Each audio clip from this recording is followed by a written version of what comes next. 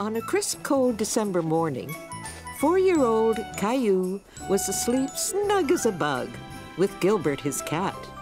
Caillou's daddy was already outside shoveling snow, while Caillou's little sister Rosie and his mommy were in the kitchen preparing breakfast.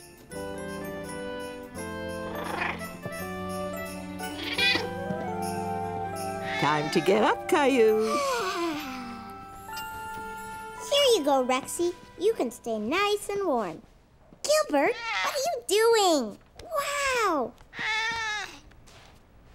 Daddy!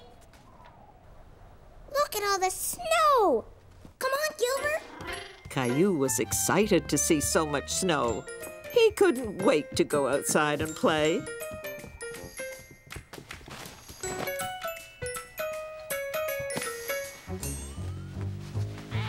Gilbert! Silly cat, get out of there!